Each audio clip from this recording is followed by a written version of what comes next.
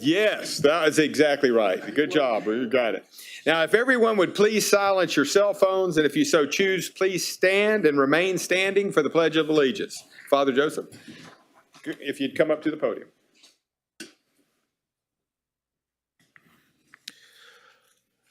I begin this invocation in the name of the Father, and of the Son, and of the Holy Spirit. Amen. Lord God, we thank you today for the gifts of our beautiful city, Beaumont, and these men and women you have chosen to serve on the city council. We have gathered here again this day to ask for your blessings upon ourselves and our city. Please, Lord, may these whom you have chosen to be in charge of the affairs of our city be always inspired by your Holy Spirit and divine direction. May their actions and decisions be always in the best interest of our city. May we continue to witness under their watch growth and development. We beg you, dear Lord, to bring back peace to our land. Thank you, Lord Jesus, because through this council, your name will reign supreme in our hearts and in our land. We make our prayers through Jesus Christ, our Lord. In the name of the Father, and of the Son, and of the Holy Spirit. Amen. I pledge allegiance to the flag which stands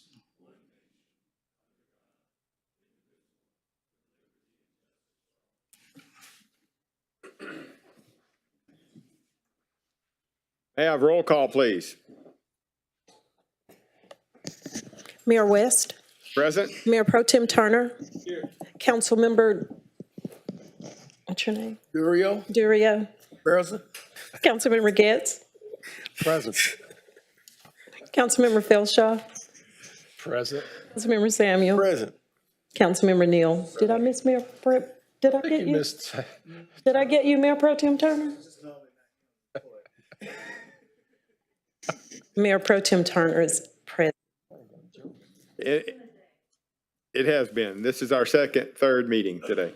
But I would like to announce that our projection system is not working due to some technical issues that we will hopefully have resolved by the next meeting. And also our kiosk, which you normally sign in, is not working as well.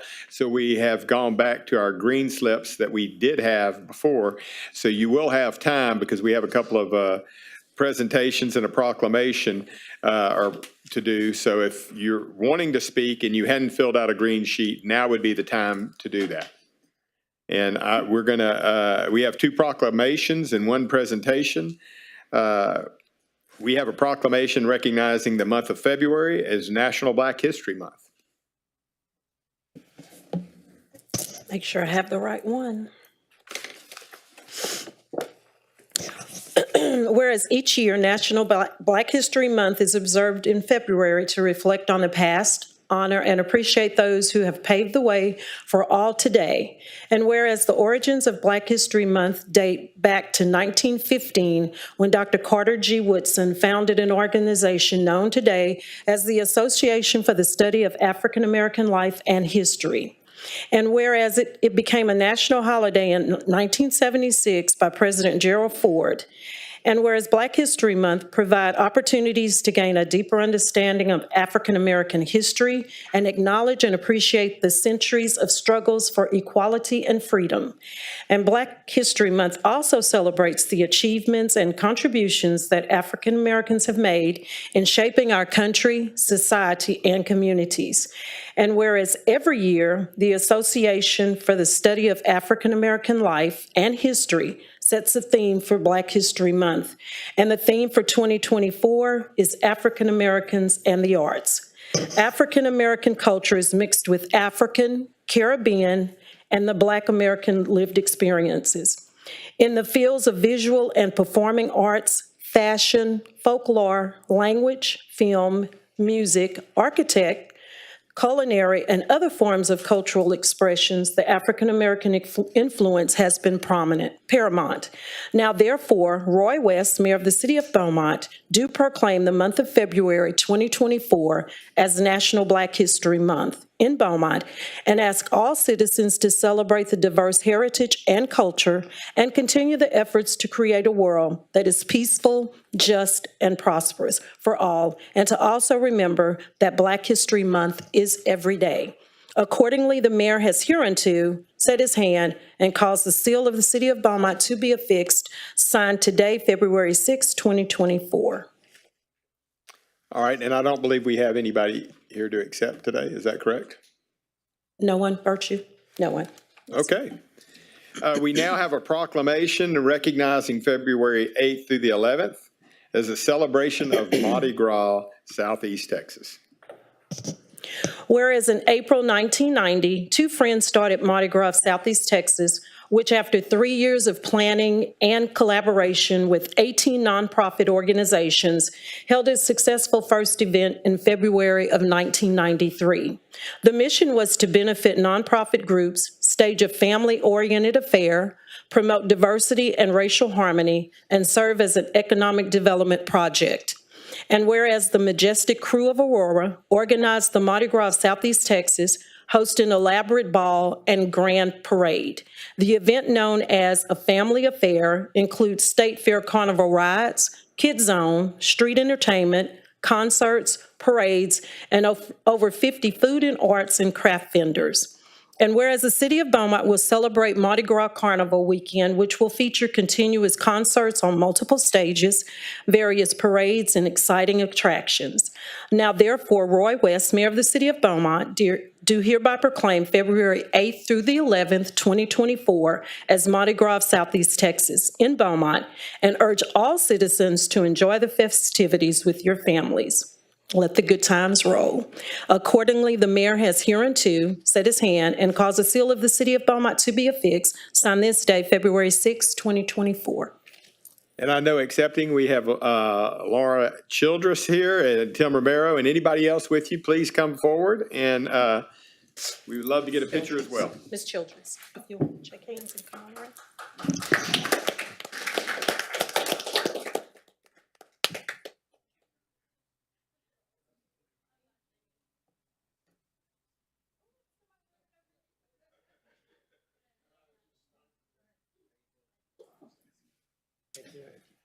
Thank you guys for what you're doing. Thank you, man.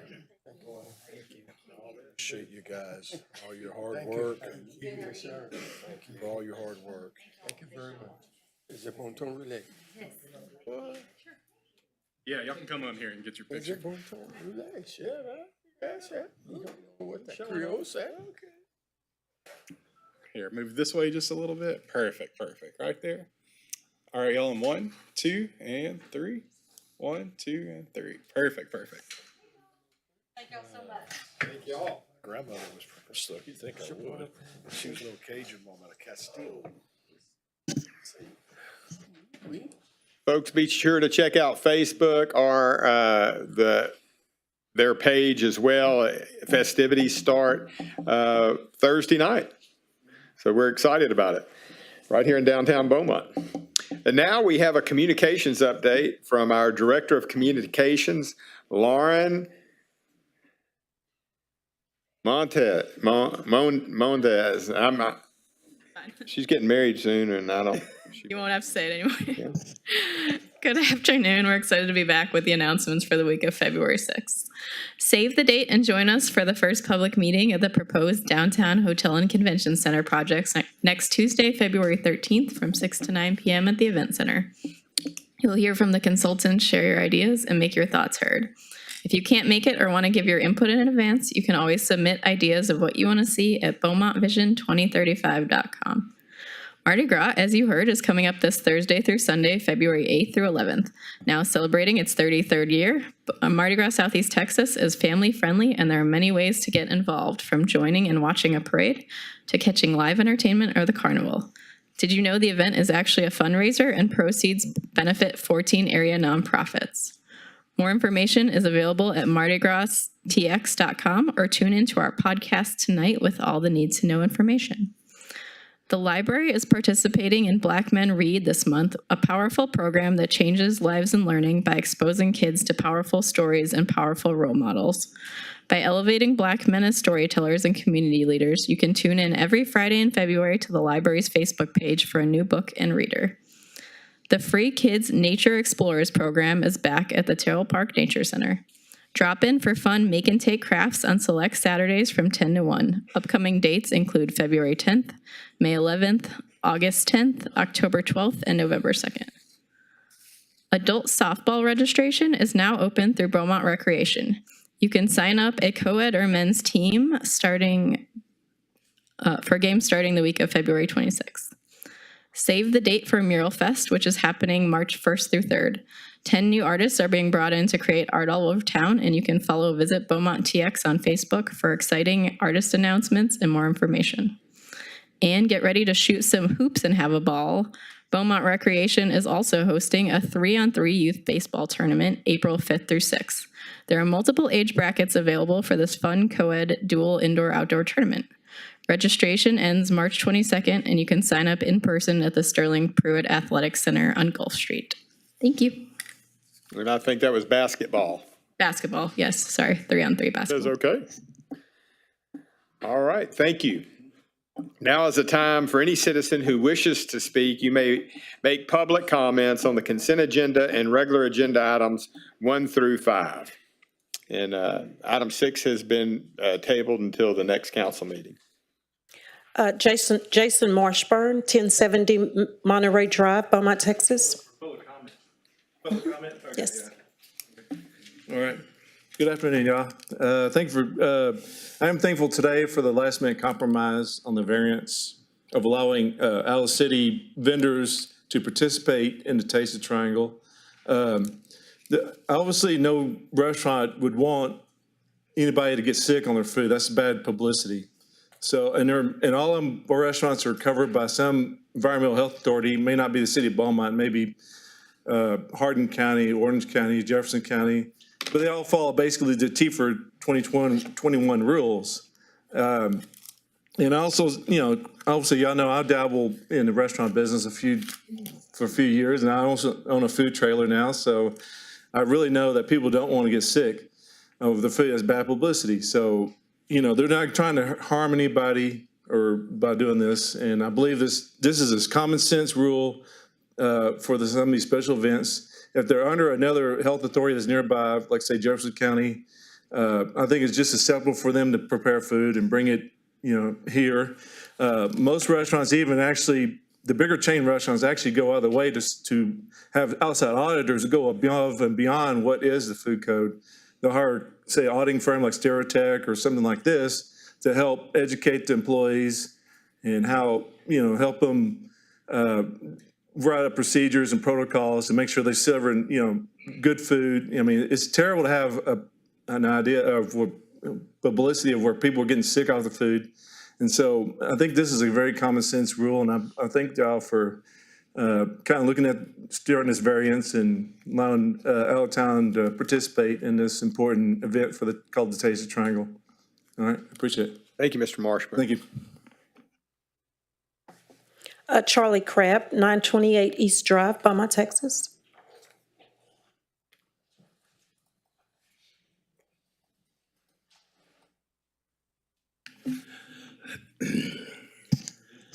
Good afternoon, Mayor, Council, Manager, and staff. Let's see, my name is Charlie Crabb, and I live at 928 East Drive, right at the end of Harrison. And of course, it's another nice day in Beaumont, and in our town. And I want to congratulate the Mardi Gras organizers. It must going to be a great party with so much preparation going on. I guess I've never seen that before. That quite as much preparation. The parks will soon get a lot of use. Magnolia Park should be prepared with parking and children and adult activities. This is a beautiful and large park which needs to be used more. And I think it would be if they would put more basketball goals and some more children activities out there and picnic areas for the where the families can enjoy that activity. Anyway, today the weather gives me a new lease on life, so it's really been nice, and I've got to use up my other minute or two, and I hope everything's going well, and the plumbing is all done, the water system, and of course we had a little bit of flooding, which always creates a sewer backup, and I hope we're working diligently on that to prevent these subdivisions from having that problem on a good rainy day. Even though we needed the rain, a lot of us enjoyed the rain, but I know other people didn't enjoy it as much. Okay, everybody, have a good day and good to be with you. Thank you, Mr. Crabb. Thank you. Melissa Bradford, 1022 Pearl Street, Beaumont, Texas.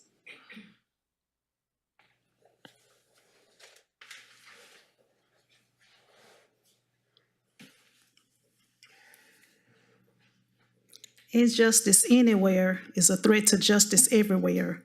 We are caught in an inescapable network of mutuality, tied in a single garment of destiny. Whatever affects one directly affects all indirectly. Dr. Martin Luther King, Jr. Now, I'm going to start off by reading off one of the sections in one of my pleadings to the courthouse regarding interveners Lindsey Parsons. Clearly, these cause of actions are based on, okay, well, I'm reading the wrong one. Okay, that's right. Clearly, these causes of actions are based on, related to, or in response to MOVA's exercise of free speech and right to petition. Because MOVA believes and has evidence to believe that interveners' actions are predatory to consumers and harmful to the community. They rise to the level of public concern. More specifically, racism, criminal actions, and predatory actions are a matter of public concern. So my attorney at the time, Eric Dick, he caught on to this racism early on and didn't have an issue calling it out from the jump. Okay, now on January the 4th, Judge Baylor Wortham had issued a letter ruling, private letter ruling, may I add, directed the interveners, Lindsey Parsons, to propose an order on his letter ruling inconsistent with this date on December the 4th of 2023. Finally, January the 23rd, which was over 30 days later, the interveners submitted their proposed order, but it wasn't inconsistent with this letter ruling, which was against them, stating that they cannot get my money from the court registry, $38,000 for 1 month of services. And then he tells me, well, you haven't showed anything to the court or before me stating that you terminated them with good cause. I'm like, yes, I have. And all of my pleadings I have. Anything I submit to that courthouse, if I'm expressing my concerns about this bogus forced contract that didn't contain their signature, and then they forged my initials on it, as you can see right here.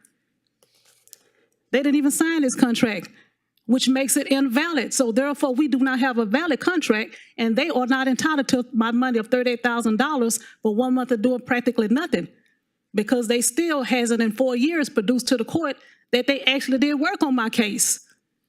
Now, this whole case was dismissed in January 2021 by Ms. Timmerton and sent to arbitration based on this mandatory arbitration clauses in these contracts. So Judge Wortham, he has allowed these interveners to assert themselves in this case and also asserted himself into my case as well, maliciously and illegally, and then try to trick me up at the hearing in November. I'll be back. Thank you very much. That's all I have, Mayor. Okay. For those that have come from proclamations and presentations, now would be the time to leave, so feel free to leave if you would like.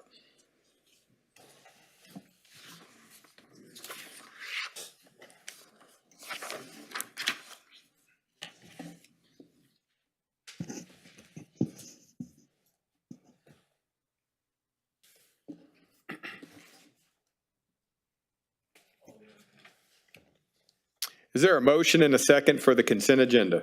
Move to approve. It's been moved and seconded for approval of the consent agenda. Any discussion? I had a question, Mayor. Yes, Councilman Turner? On some of our appointments, like some of the ones you see identified, how do we come up with the person who leads the meeting, the person that's appointed to chair? How do we come up with the chair? What's been the standard practice? And some of the ordinances requires the mayor to appoint the chair, and when it's silent on who appoints the chair, then the board itself would usually nominate a chair. Okay, so it kind of, even chairs, do they just roll over and they're reappointed, or? I'm just asking for clarity, because I wasn't never So, sure how we done this process. In a situation where the mayor appoints the chair, that's at his discretion. In a situation where the board would vote to appoint who the chair would be, it would be at the discretion of the board. Okay. Any other questions? Councilman Samuel? Yes, on the consent agenda, we are authorizing the city manager or his designee to seek funds for Department of Homeland Security in a couple of grants. And I just wanted to make sure the public knew or knows what we're doing to make Beaumont a safer place. And I did, someone from the, Mr. Ogden, someone from the police department, could you come and tell us the status of our progress toward the future system and making this a citywide program? This is, So that's not a posted item, and I believe that the grant funding is some of it going to go towards the FUSIS system. So he can talk about the purpose of the grant and give you kind of like what it's going to be used for, but probably not in detail about the program. Well, not about the, yes, well, let me qualify that. Not about the program itself, but how these are integral pieces of the puzzle to make downtown safe, as well as other parts of the city. I just wanted to get you to just kind of give some information about that. Yes, sir. Thank you, Mayor and Council. We do have a couple of items on the agenda that would provide equipment that would help us tie in cameras of businesses and community members that want to be tied in to our FUSIS system. And, the Real-Time Crime Center is under construction right now. We're actually, the city's in a process of connecting some of our own equipment. And we have some of the equipment necessary to make those connections. But what we want to do is expand the amount of information that we can obtain. And to do that, we need more equipment. Some people are willing to buy it themselves or purchase it themselves, but when it's something that we really would like to have access to, and they're willing to give it to us, but they don't have the funding to provide that asset, this would give us an opportunity at no cost to the city to do this. We're constantly pursuing grant funding to help mitigate the cost of doing business, not just in emergency management, but all across the department and even in helping other departments. And, this is one of the opportunities that we saw we'd like to pursue with y'all's consent. The full project probably won't be done until summer. I mean, if you look up there now, the walls are going up. I mean, the construction's going, building services is doing a great job coordinating with the contractor. Some of the stuff is technology, and some of it's actually hard construction. So we're trying to do it all with the hope to have it all online by the summer. Thank you. And Councilman Durio? Just one question, Captain Ogden. I noticed on N&O, it says to receive funding, and on P, it says to apply for. So N&O, we've already been approved for, and we're gonna get that money? No, sir. Each process, each grant has a particular process that it has to go through, and some of them require certain, even the resolution has to be in a template demanded by the state down to the word. If you don't put it in this, they won't give you the funding. So we're trying to go through the process right now, the red tape, so to speak, to get these. In the past, we've been successful in getting some of these grants. We have a pretty good track record of being able to get funding. And in this case, we're hopeful. We just received funding for the Project Safe Neighborhood Grant that's listed in P from last year. And we're, working with the U.S. Attorney's Office, with their support. We're hoping to get it again, and that'll be for actual reimbursement of overtime for officers that are assigned to work for violent crime. Again, a public safety issue that we're working diligently trying to overcome. Okay. This, one of the questions, this process from time you apply until you actually receive funds, or how long does that take? It depends. Some of these will be available for spending theoretically in October, probably October 1st. Some of them are September, but most of them are fairly similar to our fiscal year, the city's fiscal year. However, sometimes they don't give us notification. Like we got one notification of award a couple weeks ago that theoretically was officially started in October 1st. So that really reduces the amount of time we have to accomplish that project. So sometimes it's a year or more. In this case, probably, hopefully 6 months or so before we'll find out. Okay. And one last question, Mr. Manager, whenever the real-time crime place is finished, can we take us up there and show us around? Sure, we'd be glad to. Be awesome. We'll make sure that that's publicized too to the community, that it's available. Thank you. You say the projected date of the real-time crime center is what? We're hoping for the summer. I mean, the project that's under construction right now is like 115-day build time, which would put it in early May. But there's some technology that comes in on the tail end of the construction, and there's, installing, connecting everything, making sure it's working. So, when you have people doing tour, stuff's there to see. We're gradually starting to work it. Some of the stuff is already working, but we're taking baby steps, so to speak, as we try to spin everything up with the hope that everything's online by summer. Thank you. Councilman Felshaw? Tim, item O speaks of a funding for a regional SWAT team leader development course. Could you speak to that? Expand on that just a little bit. The word regional. So one of the things some of these grants do is they pass down through different entities. This one comes down from the Department of Homeland Security through the state governor's office, through the Regional Planning Commission. And at that point, it's divvied out based on priority of project and the consensus of the committee on which we have a member that sits and all the other jurisdictions in our region. So what we're trying to do is we're trying to advocate for a class that will allow us to have some SWAT members go to a class, as well as have an opportunity for other jurisdictions to go to that same class. So normally we would have to bring in a class. We have a minimum number of people that have to attend the class for it to make. The cost may be $800 a person or something. And if we don't get, the whole class, we would only be able to send so many people. In this case, it benefits the whole region.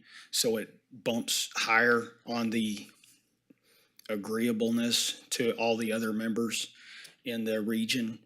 And it benefits each law enforcement agency, not just the city of Beaumont. Yet we get the number of people that we wanted to send without a match from the city budget. And I'm assuming then it also creates a partnership between the different agencies. A further partnership, yes, sir. We have routine meetings with the different agencies. Most of our major incidents are mutual. We have, when you have something happen, people come from not just our agency, but others to work together. So this promotes that partnership. Mutual aid. And and I'm assuming that, and I appreciate Councilman Samuel bringing this up, highlighting it, because I think it is good for the citizens to know how diligent our city is and our law enforcement. I mean, I think in the age in which we're living, it's important they know this. And I'm assuming too that this also fosters that working relationship where we're communicating with each other when there is, when there's chatter, there's concerns. Living in an age of terrorism, I know one of the issues we have in our nation is that agencies don't always communicate with each other. But I'm assuming that locally, there is a partnership and a communication taking place. Yes, sir. Under Chief Singletary, besides just community interaction, he's leaned forward very heavily to encouraging that coordination between entities. And so we usually have 1 to 2 meetings of all the law enforcement agency heads, whether it's a school district, a jurisdictional, a university. We get everybody together a couple times a year, or at least once a year. And then we do the same with the regional SWAT commanders. There's a number of teams. We coordinate with those and we interact with them so that, a face. It's not just a phone call or something like that. And that things like this where we can share a class, or some of these are very expensive, but we try to bring that training in without us having to send people out of town, pay the extra hotel and per diem fees and travel and all that stuff. This is a much more cost-efficient way to do business. Thank you, Mayor. Councilman Samuel. Well, I just want to say thank you, because one of the things that I'm excited about is the future system. I believe that's going to be real big in our city. I remember when community policing was big, and I'm not saying it's not now, but we have to continue to interact, not just interagencies, but interact with the community along with the police departments, and we have to get to know one another. And so we've spent, we're trying to take advantage of the funds that's out there so that we can get this system which will allow most of the law enforcement agencies to interact to individuals in the community, individual homes, because these deal with terrorism. Some of this dealt with terrorism, some dealt with domestic violence. There's all type of opportunities out there. And I'm just happy to see us taking advantage of it so that we can continue to get back to a point or increase the relationship, the positive relationship between the community and our law enforcement agencies. Thank you. Thank you, Captain Ostenachek. All those in favor of approving the consent agenda, please signify by saying aye. Aye. Any opposed? The motion is carried. Mr. City Manager, we're going to make adjustments on the agenda items, and you would first read agenda item 5, and then we'll get back on task. We're doing that we have a guest that has traveled from out of town that needs to. Thank you, Mayor, Council. Council to consider an ordinance approving a final project and finance plan for Reinvestment Zone Number One, City of Beaumont, Texas, making certain findings, providing a severability clause, and providing for an immediate effective date. And staff is recommending approval of the ordinance. Is there a motion for item number 5? So move to approve. Second. There's been a motion and a second for approval of item number 5. Any discussion? All those in favor of approving item number 5, please signify by saying aye. Aye. Any opposed? The motion is carried. Mr. City Manager, may we have the reading of item number 1, please? Excuse me, Mayor. Yeah. But before we go to that, I heard you say earlier that item number 6 had been tabled. Yes, that's correct. I was not aware of that. Does anybody know why? Why it was decided? There would need to be adjustments to the ordinance. It'll be on the next meeting. Say it again? To make adjustments to the ordinance, it'll be on the next meeting. Okay. Thank you. Okay, item number 1, council consider resolution approving the proposal submitted by Preferred Facilities Group USA to install a standby generator at the Parks Operations Center located at 1370 Langham Road, and it comes with the recommendation of approval.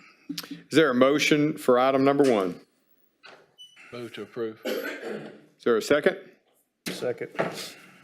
There is a motion and a second for approval of item number 1. Is there any discussion? Question, Mayor. Yes, Councilman Neal. Mr. Manager, I know we had one of these 2 weeks ago too, same thing for a generator, and we continue to use the buy board versus competitive bid. Is there a reason why we're going that route on these? John is going to come in and address that.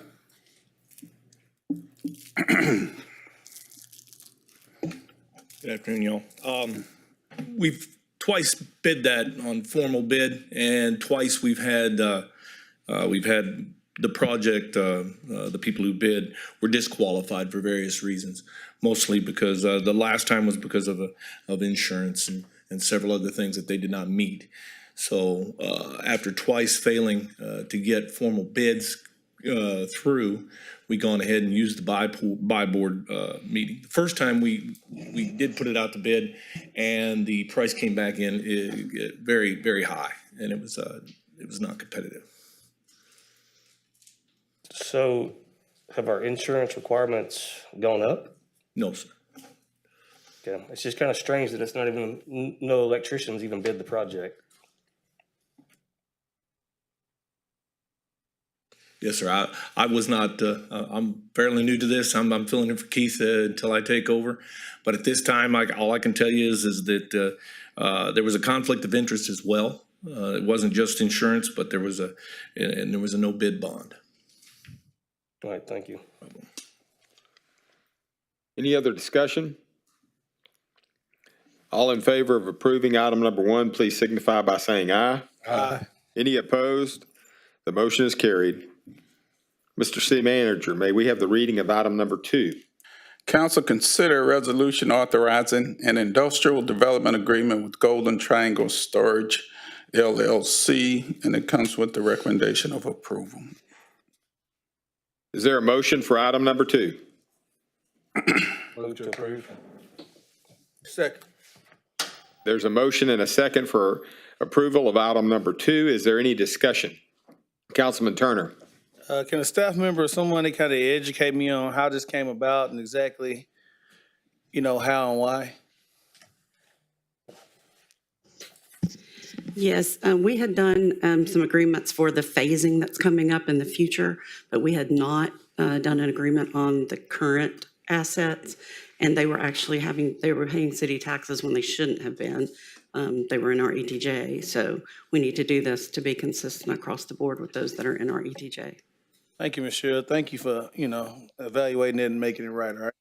Councilman Felshaw. And I'm assuming that's why the 80%, 10%, then 75%, and the 7%, is that being done to try to correct and make up for some of the taxes they paid in that should not have been paid? Or how do we address that issue? So that's our general standard agreement. This is? Yes. Okay. So that's that's the normal scale that we do. For individuals who pay taxes and they're supposed to, it's incumbent upon them. One of their representatives actually reached out and said, hey, can we enter into an industrial agreement with the city? And that's how this occurred. It's not our responsibility to track down. Now, we try to do our best to make sure that those agencies are registered and listed so that we can engage them with industrial agreements, but it's incumbent upon them to do that, and they just didn't do that due diligence. So we're not trying to correct what we perceive as our mistake. This was their mistake. I don't know that it was a mistake by either party. It's one of those things where it's a benefit to them, and it's incumbent upon them to kind of take advantage of it. And so when they realized that this is an opportunity that they had not been taken advantage of, they asked to be included. And so this is that. So I don't know that it was a mistake on either party. Okay, thank you. Thank you, Mayor. All in favor of approving item number 2, please signify by saying aye. Aye. Any opposed? The motion is carried. Mr. City Manager, may we have the reading of item number 3? Council consider a resolution to participate in the NexBank Money Market Account using Insured Cash Sweep. And it comes with the approval, recommendation of approval. Is there a motion for item number 3? So move for approval. Is there a second? Second. There's a motion and a second for approval of item number 3. Is there any discussion? All those in favor of approving item number 3, please signify by saying aye. Aye. Any opposed? The motion is carried. Mr. City Manager, may we have the reading of item number 4, please? Council consider resolution authorizing the city manager to accept maintenance and authorize final payment to Vortex Companies for the Long Street Grouting Repairs Project. And it comes with the recommendation of approval. Is there a motion for item number 4? Move to approve. Is there a second for item 4? Second. There is a motion and a second for approval of item number 4. Is there any discussion? Councilman Turner. Bart, if you don't mind, can you kind of explain the grouting repairs and what the program is and what that actually is about? This was resulting from the collapse under the BNSF rail on Long Street. We did the point repair, and then we had done ground penetrating radar along the length of Long, that storm sewer that goes under the rail, and found a number of cavities along that storm drain line. So the grouting, the item today was to inject grout and fill all of those cavities along the line and eliminate those imperfections. And then they're still working on it, but they're doing the geocrete lining, and that'll come to council probably in March. And that'll complete the rehabilitation of that storm sewer line. Okay, yeah, appreciate you. You're just working on it for a while. I just wondering when the bleeding is going to stop. It's taken a while. It's a fairly large endeavor. Yes, sir. Thank you. All those in favor of approving item number 4, please signify by saying aye. Aye. Any opposed? The motion is carried. At this point, Mr. City Manager, would you please take us into a work session to provide an overview of the hiring of the process of the police chief vacancy? Thank you, Mayor. You get a PowerPoint on your screen up here, and also you're getting a hard copy of a presentation I prepared for this. I wish the public could, the people in the audience could enjoy it on the screen. Some of the pictures are good to see about our police department. So they won't be able to see them, but the internet, it'll be broadcast on there. We do many things as a city, as a government, and the government process. And a term for a lot of the things we do is called making sausage. And hiring the police chief is one of those things that is considered making sausage. It's when you carry out a task of a city, a project of a city, and it takes a lot of moving parts to get it done, a lot of things to get it done. So this is definitely making sausage is a big part of hiring a police chief. You see members of our department on the screen. We're very proud of our police department. We have an awesome police department. They do work above and beyond, and we're really proud of them. We're actually very fortunate to have a department in our city, where some cities, it doesn't work as well. It doesn't work as well with the community. It doesn't work as well within the organization. So I just want everyone to know that we are very proud of our police department. I'll give you some background on why we're here today. Of course, we had the resignation of our longtime chief Singletary in January 2024. Although my best efforts went to naught, we couldn't convince him not to do it anymore. So Chief decided that he was going to retire as chief of the Beaumont Police Department.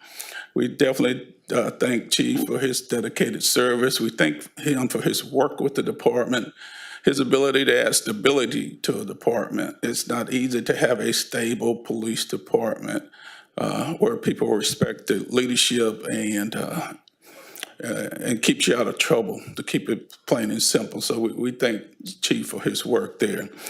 His resignation comes into effect March 31st, 2024, and we have proposed to fill a position through a search and recruitment process.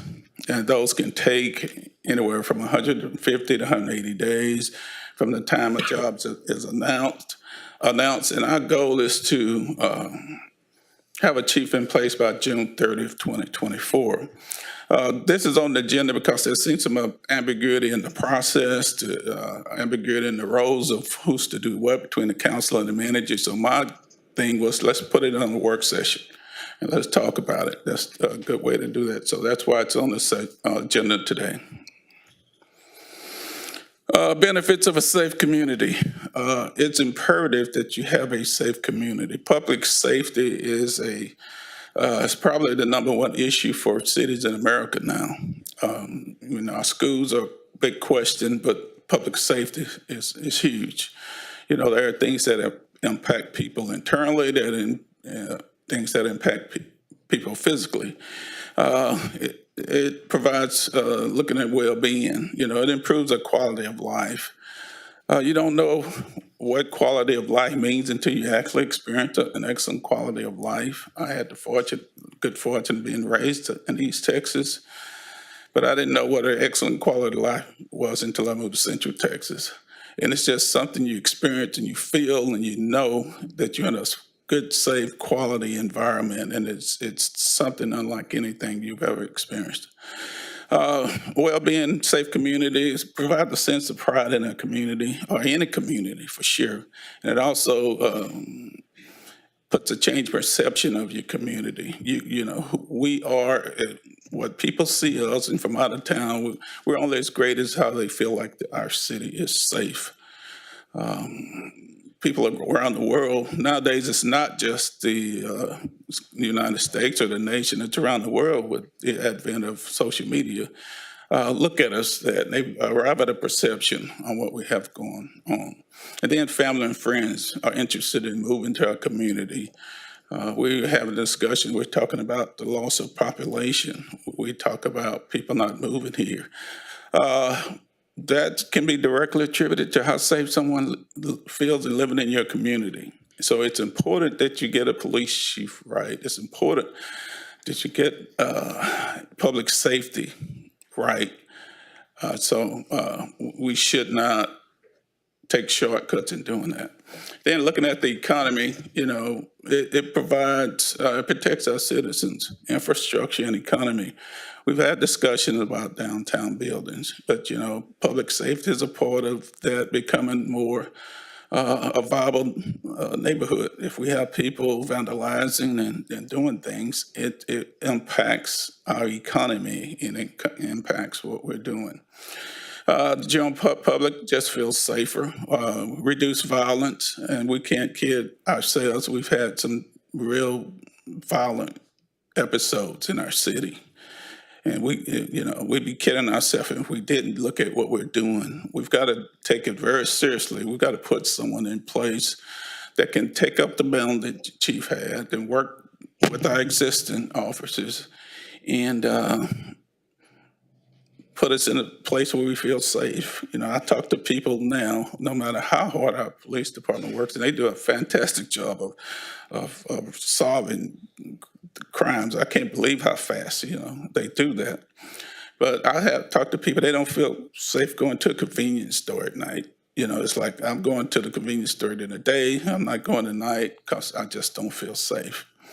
And then forest disaster planning, it's very important to Beaumont, forest disaster planning with, we have hurricanes and things here. So you need somebody to provide that leadership. You need someone to work with our existing staff members of Captain Ognachek and Shakina to work to make sure we are in a great place with disaster planning and recovery and provide that leadership to also allow them to do their job. Next slide. Process, mission, and goal. This is a mission I just came up with, and I don't like to read, but I'm going to read this one. And this is my mission in looking for a replacement for the position. and that's to conduct a systematic search of community consensus that is transparent, organizationally and community inclusive, customized to identify candidates with the right qualifications, experience, skills, license, and personality suitable for the best fit for the city of Beaumont, Texas. And I think the most important thing there is for the best fit for the city of Beaumont, Texas. Whatever we do, and as we go through this process, there are a lot of great minds out there. There are a lot of great leaders out there, but how well they're going to work with Beaumont, Texas as we go through this. And some goals in going through this process is one, to specify, identify, qualify, appoint, and confirm. Specify will create a profile. We'll do that through communications with this council, with city managers, with people in the public, through advisory groups, et cetera, to come up with a profile that we think it fits the city of Beaumont in that search.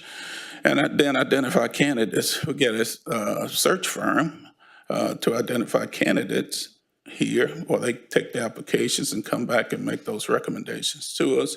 Likewise, they will qualify those people, and we will qualify them because we'll make sure that they meet the requirements, make sure they're licensed, and make sure they're suitable for the position.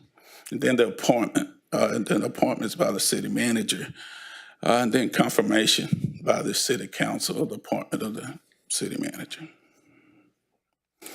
Authorization, where does this authorization come from for the city manager? Where does it come from for the city council? The Beaumont City Charter is pretty clear that in Chapter 3 gives the powers and duties of the city manager. She have such implied authorities to properly carry out the functions of chief administrative officer, and the first bullet point on there is appoint and remove all heads of departments.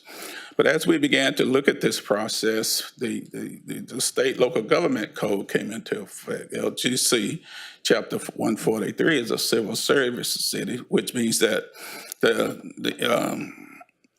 city council will confirm each department head. The city manager will still appoint.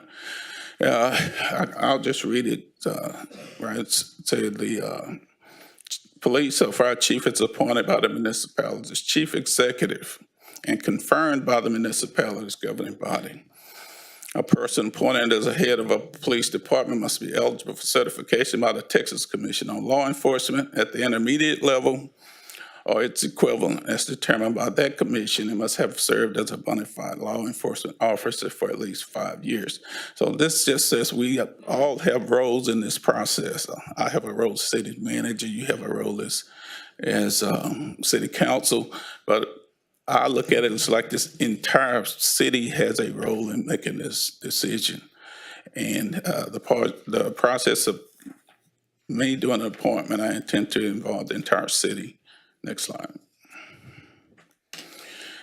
We talked about authorization, salary, positions appropriated. This is a position that's been approved in our budget, approved by City Council with appropriations for the position. So we won't be asking for new dollars unless something happens that's way above what is currently budgeted for the position. And the hiring of a search firm in there, city manager has authority for purchasing power according to our purchasing authority up to $50,000 with money being appropriated in the budget. And likewise, there's also contingency appropriated up to $50,000 in our budget for the use by the city manager as a contingency. Appointment process, hire recruiting specialist. We have put out some RFPs because as we was moving through the process, basically, and going to look at hiring somebody, we've done that. We have, the firm has not been selected or signed, or whatever the term is, I'm sorry. But we want somebody that's experienced in the state of Texas. We want somebody who's experienced in knowing what Beaumont needs in a candidate for police chief, for sure. Create a profile, we want feedback from the community. That will be done in a variety of ways. Feedback from the city council, city manager, I mentioned this already. Feedback from the police department itself, from our members of the police department. They will be talked with, they will be interviewed. They will give their feedback, and likewise executive staff. And we encourage anyone who's a member of our police department to apply for this position. We want them to, but more than likely, if they do, they probably won't be interviewed for the profile, but we certainly encourage them to do that. And then I want to create a community interview panel, which consists of 11 to 15 community members. And these community members will actually conduct interviews with the candidates without me being in the room. They will have that interview opportunity with them to be able to talk with them and see how they feel. I want to incorporate the police advisory committee. You know, they will have an appointment to that board. But likewise, I would like for them to be the group that supplies the interview questions that will be asked by that committee. So they'll have a role in there. And then it's public surveys or public meetings for feedback, for opportunities to meet candidates, interact with them, see how they feel about them as the process goes along. Next slide. A recruiting specialist, again, if that's selected by executive staff, as we go through the process, they'll screen the candidates for us. They'll qualify those candidates. They'll do the background check for us. We're looking at them identifying 5 to 8 candidates to submit to the interview committee for interviews. And then we'll go to the next step. Continuing in the process, as I said, initial interviews were held by the community panel. I'll talk about that a little bit more in the next slide on what that means. Interviews by the executive staff and city management group. And then after that point, it'll be appointed by the city manager with the recommendation to the city council. Community interview panel, members from these areas. It want a good cross-section of the community. On this panel of 11 to 15 people, you know, someone from the business community, someone from the neighborhood associations, cultural diversity, representative from the police union, city attorneys, someone from the police advisory committee, someone from the faith-based community, police advocacy group, someone who advocates for the police, someone from the nonprofit community, community activists, as we want all views, and someone from our law enforcement partners to serve on that committee interview panel. Then confirmation. City council considers confirmation of selection by the city manager. And also in this process, there might be an interim police chief appointed. And although it wasn't done in the last process, or if there was an interim, but I have no problem with this council confirming an interim appointment for the police chief. I want it to be an inclusive process. I want it to be inclusive of this council, inclusive process of this community. Next slide. Again, I want it to be a transparent, community-involved process. It's going to be something that takes all of us to do. We want that input. We want people to feel good and feel like this is a trusted process, because this is one that will be with the city for some time, with public safety being such a big issue today. And this is just a simple quote from Henry Ford, and he says, "Coming together is a beginning, staying together is a progress, and working together is success." So this process, I look for it as a community process. I look for it as a process for us all to work together for something for the good of this community, and selecting a person that will be in place to provide us with the latest modern methods of policing. And we just look forward to that process, and I look forward to working with this community and council and going through that process. Thank you, Mr. City Manager. Any questions? Councilman Neal, then Councilman Felshaw. Thank you for this, Mr. Manager. I guess my question might be more legal than city manager, but per the local Texas government code, is the mayor not the chief executive? No. So it looks it looks funny, but it's appointed by the chief executive officer, and it counts y'all together as the municipal board, the managing board. So the manager is the chief executive officer, and that's there's another place where it refers to him as he appoints the Civil Service Commission, and it's used that way as well. Thank you. Councilman Felshaw, then Councilman Turner. First of all, City Manager, thank you for this this presentation and the process that you've created here. It's one of openness, transparency, and involving many people. Just a question. I don't believe this has ever happened in the history of Beaumont, and I'm assuming it will never happen. But what do we do if the council comes to a place of a no confirmation? Well, my interpretation, if you come to a no confirmation, that someone else is recommended to you if you don't approve that recommendation. And because of that, feeling the weightiness of that responsibility, I know the council will not be a part of the interviews process, I'm assuming, but could we have access to that information? Access to the actual interviews of the candidates that are selected. Okay, like questions from the interview panel? I just know that if someone is brought before me that I'm to vote on, I'd like to at least be able to know the particulars about that person. Sure, if it's documented, I guess if there are minutes or whatever. Are you asking for their resume, or are you asking for like?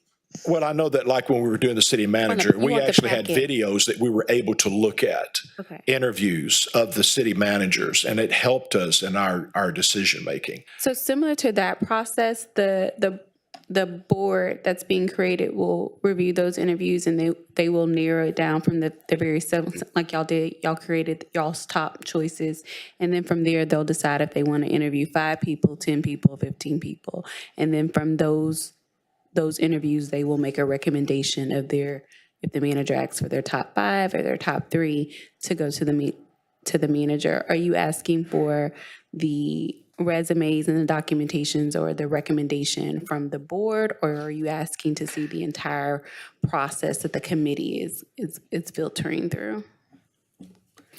Well, I know that, as you mentioned, with the city manager, there were 16 interviews, I believe. We picked out of the 16 our top 5, and then out of that 5, we went from there.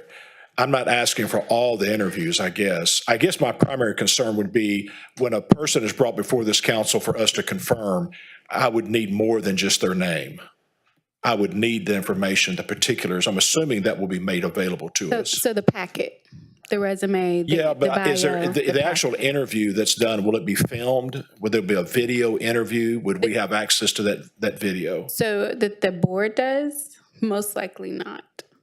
The board, it would be a normal interview. The board will pull them into person and interview the candidates similar to what we did when y'all conducted interviews. It would be a normal interview. So again, the process would be the different candidates' applications. It will be culled out to a handful, correct? Correct. And this is the manager's process. Yes, and and some of this too will be worked out once the recruiting firm is worked out, that they are important in that process. But the goal is to get as much information to council as required or is needed. Have nothing to hide in this process. I want someone that this council's going to want to approve. It would behoove me not to bring somebody to this council who's probably going to be a problem. My goal is to bring somebody to this council who will be excited to work with, and this community will be excited to have, and that will have been vetted by this entire community. Well, and that's why, City Manager, I mentioned up front that the process that you've created looks, as you said, total transparency and openness, and I appreciate that. And again, I don't anticipate any problems, but you know, for a person to be brought before the council for us to confirm, it has to, for me, there has to be more than just a name. I have to have information to understand who I'm confirming for me to do that. An intelligent decision, informed decision. So I can't speak to that, but I can tell you how we did it last time when we appointed in 2018, when we appointed the fire chief. It was a similar process with a similar makeup of a committee of community leaders, and council was provided with the packet of the chosen individual, which, as you know, was Chief Earl White. So they were chosen, and it had his resume, his bio, the recommendation from the board. I believe that they got it down to 3 individuals that the manager actually interviewed, and from those 3 individuals, the manager chose a solid candidate. The council at the manager's discretion could see all of those, but the packet that was presented to council was for the chosen candidate, which included his resume, his credentials, and all of those things. So it was you were able to make a decision as to why that person was being chosen, but not necessarily to compare them against the other individuals. But Okay, thank you, Mayor. Councilman Turner? Yes, sir. Thank you, Mayor. I have like 3-4 questions, a few concerns. Law enforcement partners, can you kind of give me a little bit more background on exactly what we mean by the community members when we say law enforcement partners? Those could be other agencies, other law enforcement agencies. It could be federal agents, offices, could be state offices, just partners who we work with. You know, I think we mentioned a SWAT team earlier, but there's other entities, agencies we worked with to work against crime in our area. And I actually had a meeting with a group about this, and I'd be behooved not to actually speak up and say this. I just want to strongly consider, you know, looking at the median age in Beaumont, and when we pick the committee, understanding that we want to at least get some young representation on that board. Just to be completely honest, I've spoke to a lot of people around my age and younger, and that's a concern. Often when we make big decisions, they aren't selected or they don't have an opportunity to be at the table and have some say-so and feedback. So just speaking on behalf of that age group and demographic, I like to ask if we can strongly consider just having some younger people in the community, a younger person on the community on that board. For sure. We want to make sure it's representative of this entire community, but I guess I have to say, what is considered young in some cases? Not even me. When you look at the crime in Beaumont, and I think most of the officers can speak to this, is mainly some of our younger demographics. And I think the easiest way to learn some of the issues they have is actually have those conversations and have them a part of the process of what they're seeing and experiencing. I'm talking about that, like that 30 and under age range, like the 30. Actual crowd that deals with, you know, we don't talk to that crowd often, but those young people, like, they deal with mainly some of the problems that happen throughout the community. I learned a lot from just simply talking to them. That's actually younger than me, way younger than me. Yeah. But I just think it's important that, you know, we do consider, you know, that younger demographic as well. Absolutely. I totally agree. Yeah. And my last thing is, I know when it comes to hiring in Beaumont, I know we have challenges, and with these challenges, sometimes it's very complicated to get that caliber of talent down here. When I look at us approving department heads in the high-level positions, you know, Mr. Williams, since you've been here, you know, we have some high-level positions that's been open for quite some time.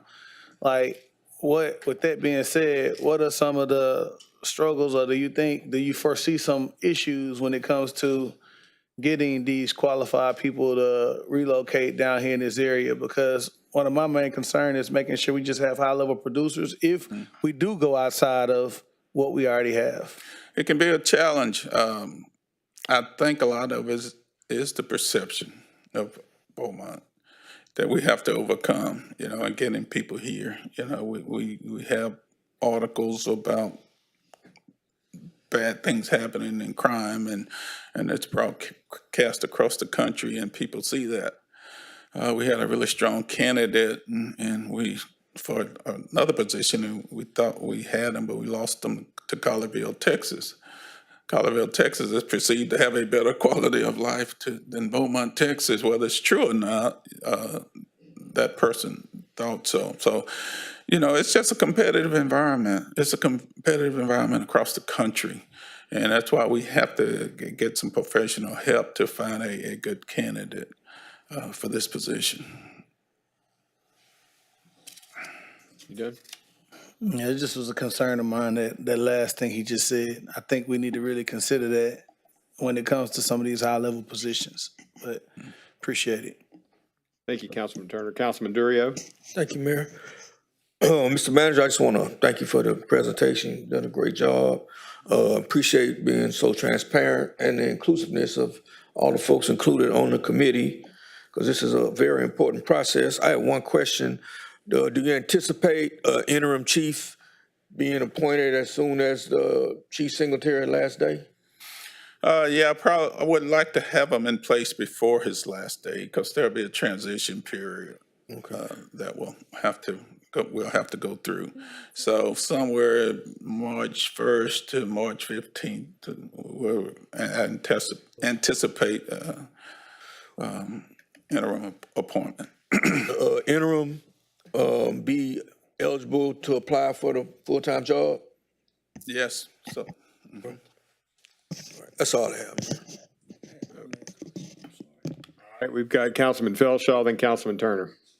City Manager, just following up with Councilman Turner, I recognize sometimes the challenge we have in attracting people to Beaumont. I get that. But I'm assuming that our pay scale and so forth is competitive with other cities our size when it comes to the chief. And also just to recognize the fact that I think one thing that is attractive to Beaumont is the fact that this council has always been very supportive of law enforcement, at least since I've been on the council. I've never known this council to say no. And there's never been any talk, as back in 2021, any chatter about defunding the police. This council has always been very supportive of law enforcement. And so I believe this is a good place to work for a chief of police. But back to my question, I'm assuming that our pay scale and so forth is competitive. We think it is. We think it's competitive. We want to start with what we currently have budgeted for the position, you know, and work from that point. And I totally agree with you, Councilmember Felshaw, that this council has been supportive of the police department. City management has been very supportive of our police department. So it's a fantastic environment to come work in and get the support that you really would need as a police chief. Thank you, Mayor. Mm-hmm. Okay, Councilman Turner. And my last question, someone sent it to me. Is it, in policy, is it required for our police chief to live within the city limits of Beaumont? In Texas, and then unless civil service law, I found out it's different. You can't require employees to live in the city. That's only city managers right now. You're required to live in the city limits of a city. But city attorney might correct me, but I think in Texas you can't require an employee to live in the city. He's not a civil service employee, then. No. By charter, we require the police chief, fire chief, city manager, and the city attorney to live in the city limits. Everywhere else, there's been some statutory or some law that says that could be discriminatory. You has to serve a compelling governmental interest, right? Okay. Yeah. Someone asked. I just want to ask that question for him. And a couple of comments and questions from, for the public, this is not something, Chief Singletary's been a police chief for 12 years. Chief White's been fire chief for a number of years now. And that process isn't something that happens all the time, and many people on this council haven't been a part of it. So this is how we're learning, and it's done in a work session. That's why we're asking these questions for those that wonder, well, don't you know this already? No, we're learning the process. We know, and working with our city manager, who I know is working diligently to provide the the best experience possible in this. It is not something that we do on a daily basis. So one question I have is in terms of a selection date for when we might have a search firm chosen. We're ready to go, actually. We were working, I've been working with HR and staff, and we've talked to some search firms, and we have one we like to go with, but we were just waiting to until after this discussion to go with them. So we did the RFP process, and we got about, what, 5 to 8 submittals, and myself, Chris Catalina, June, Chris Boone, and we sit down and we interviewed them, and came up with one we're going to recommend. I'll go with. And not to veer out of my lane, but I know that with our last two a police chief and fire chief hire, and this gets a little bit to what Councilman Felshaw said in reminding the public that whenever all of council or 4 of us or more are going to be present, it becomes a public meeting. So the public is invited to those. So that does present some challenges because certainly if we're not a direct part of the hiring process. However, with Chief White and with Chief Singletary, they were very well known in the community, had been here their entire lives. So there were nobody on council that was unfamiliar with either of those individuals in terms of their character, in terms of how they, so I know that I know for myself, I'm going to want as much information as I can if we're looking at people that we don't know locally, just to be able to make a good decision in terms of confirmation. Not that I don't trust that process, and I do believe having the citizens' involvement is first and foremost, because we use citizens for many things in this city to be effective, including possibly our TERS board in the future. But ultimately, when the council has to confirm something, we just want to make sure we have sufficient information to feel that we have complete information. And I realize that may be a kind of a work in progress because this isn't something that we do all the time. And we also have to include the public in that. So I appreciate your openness and your willingness to share, and perhaps whether or not we have another work session along the way to inform the public as well as us. Yes, Councilman Durio. I just had a question for city attorney. Recently, we had the charter election, and we had to change some things because some of the stuff in our charter was in conflict with state law. Is it a chance that requirement for certain employees to live inside the city in our charter could be in conflict with state law? No, again, that goes to a compelling governmental interest requiring all employees to live, maybe because there's case law that's strictly referenced towards that, but nothing as it relates to those individuals which we named. To address the mayor's concern, you get the information on the candidate. We'll bring these people in to have meet and greets. You'll be able to talk with them face to face, or have places where you can sit down with them, et cetera, et cetera. So there'll be plenty of opportunity for interaction for this council, for sure. But I'll just ask you to give the process a chance, because I think we've got to get community buy-in too. And we don't want to get them to do their work and then things happen that circumvent what the community's done. Agreed. Any other comments? Okay, the work session is now closed. At the close of city council meeting, the council will hold an executive session to consider matters related to contemplated or pending litigation in accordance with section 551.071 of the Government Code, the claim of Jose Sandoval and James Matthews versus the City of Beaumont, Texas, cause number A192887-A in the Ninth Court of Appeals, number 09-23-00197 CV. There is going to be no executive session regarding the TERS final plan. That has been removed since that was discussed earlier. And now we'll have council member comments. We'll start with Councilman Durio. I just had one thing. I noticed we're still getting a lot of phone calls about sewage backing up in the folks' house when it rained and not being able to flush. And I was wondering if we could get a update on that problem and see what we're trying to do to fix that, because it seems like it's the same house, same neighborhood every time it happens. So if we could get an update on that, I would appreciate it. Thank you, Councilman Durio. Councilman Getz? No comment. Councilman Turner? I just wanted to thank staff for that bus station over there off on Concord and Lucas. I think me and Councilman Samuel worked on it a while with the senior citizen home. They finally moved that bus station, and some of them contacted me and bus stop with the bench. So we're clear.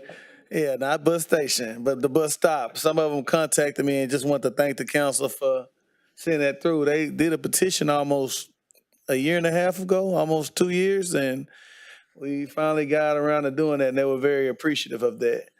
The second thing is I want to thank Leadership Beaumont. I had the opportunity to speak, and my topic was sewer and drainage and water. I had a little assistance. I want to thank our water department head, Mike Harris. He helped me out a little bit. He came through in the clutch. So thank you for helping me out, man. I appreciate it. And I just want to extend my support to when we're looking at some of these high-level positions.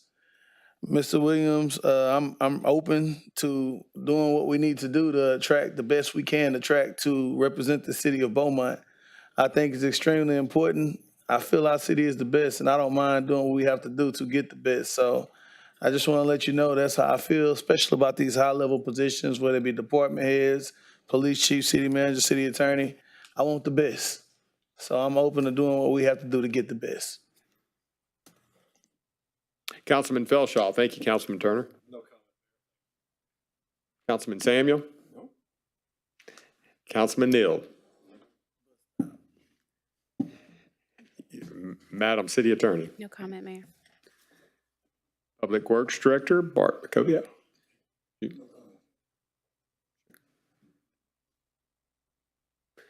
Mr. City Manager? No comment. I do want to remind people, as it was said earlier, February 13th, we are at the Event Center. We're going to have the different architectural renderings of the hotel that has been, that we're working towards next to the Civic Center.